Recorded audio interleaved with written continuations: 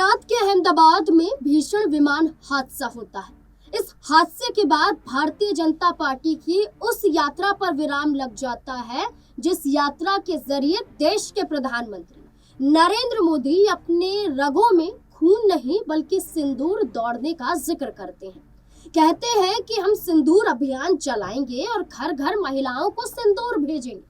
जब आपत्ति खड़ी की गई कि भाजपा के ऐरे गहरे तमाम कार्यकर्ता या कोई भी नेता क्या हर महिलाओं को सिंदूर भेजेंगे, किसने आपको इतना अधिकार दे दिया कि एक पति के बाद कोई और महिलाओं को सिंदूर भेज सकता है। इस अभियान पर रोक लगाई गई। अभियान पर रोक लग गई, प्रधानमंत्री नरेंद्र मोदी के दौरे पर रोक लग गई, लेकिन उनके मंत्रियों की जुबान पर रोक नहीं लगी। ऑपरेशन सिंदूर के जरिए अब कांग्रेस के शीर्ष नेतृत्व को घेरा जा रहा है।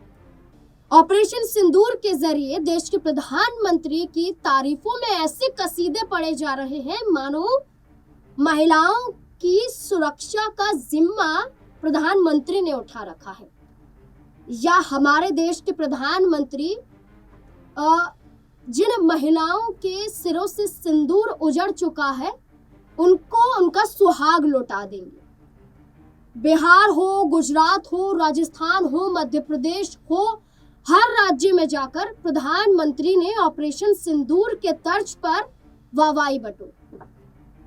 पीठ थपथपाने का काम जनता ने नहीं, खुद प्रधानमंत्री ने किया। खुद अपनी पीठ थपथपाते हुए नजर आए, लेकिन विपक्ष ने करारा जवाब दिया कि आपकी रगों में तो खून नहीं सिंदूर दौड़ रहा है।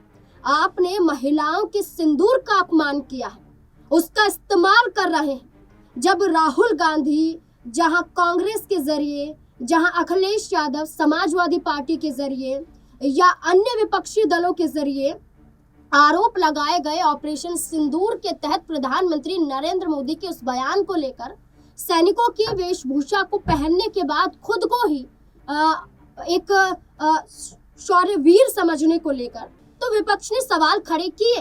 भारतीय जनता पार्टी ने अपनी इस यात्रा पर रोक लगा ली, लेकिन ऑपरेशन सिंदूर के तर्ज पर राहुल गांधी की मां सोनिया गांधी और बहन प्रियंका गांधी वाड्रा पर निशाना साधा गया।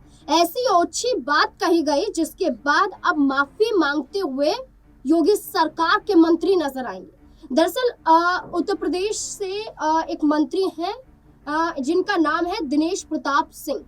उन्होंने कहा कि राहुल गांधी या विपक्ष क्या समझेगा।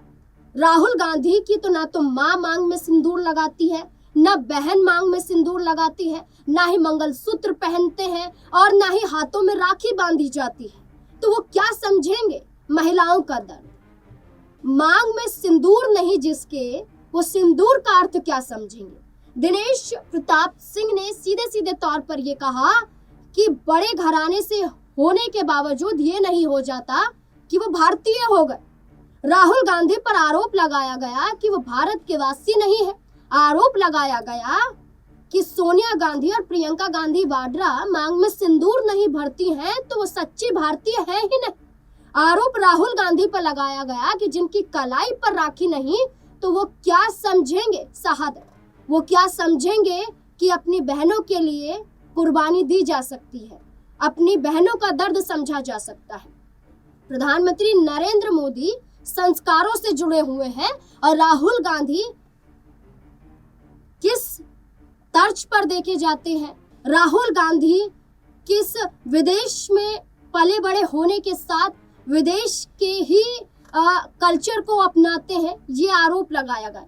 अब ये मांग की जा रही है कांग्रेस पार्टी के जरिए कि दिनेश प्रताप सिंह योगी सरकार के मंत्री को माफी मांगनी चाहिए। क्या आपको भी यही लगता है जहां सिंदूर का जिक्र किया जा रहा है तो रगों में सिंदूर दौड़ने के बाद कहने का क्या ये अपमान नजर नहीं आता है? क्या राहुल गांधी की मां और बहन के मांग में सिंदूर ना होने की वजह से क्या वो भारतीय नहीं है? क्या वो देशवासी नहीं है? ये तमाम सवाल खड़े किए जा रहे हैं। इसको लेकर आपकी राय क्या हो सकती है? अपनी राय, अपने सवाल, अपने जवाब कमेंट सेक्शन में जरूर देखते रहे SP9 न्यूज़। धन्यवाद।